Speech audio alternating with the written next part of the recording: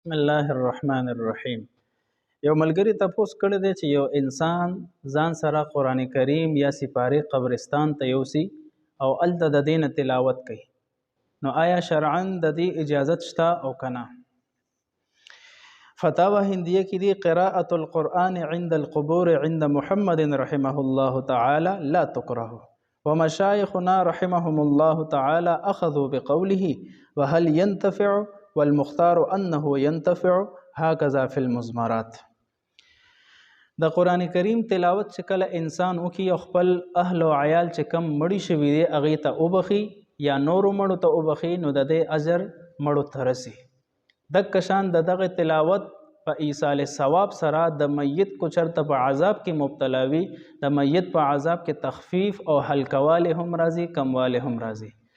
بعض اوقات عمل کې اخلاص زیات وي، نو چې کله ایصال ثواب وشي نو د دغه په برکت سره د مړي نه عذاب هم ختمولی شي.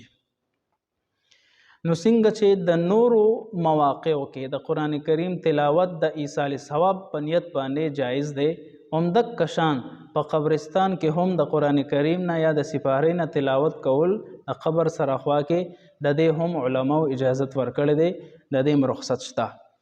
خو لیکن د قرآن کریم آداب به ملحوظ نظر ساتي چې بې ادبي ونه شي، داسې ګنده ځای نه ډیران نه، یا د دې نه علاوه داسې ځای نه چې هلته څښا لختي تلي، د دې آدابو لحاظ به ساتي. دویم دا چې زموږ په پښتنو کې دا یو عرف او رواج جاری دی چې کله مړي وشي نو د دې په سبا باندې او په بل ورځ باندې خصوصي طور سره دا ټولې زنانه او نارینه دې قبرستان ته لاړ شي، سپارې قرآنونه یوسي او هلته تلاوتونه کوي. نو دا یو مستقل رسم جوړ دی. نو په دې وجه باندې علما فرمایي چې په دغه رسم باندې د دغه رسم ختمولو دپاره د علماو دا قول دی چې به یې داسې کول بیا جایز نه دی.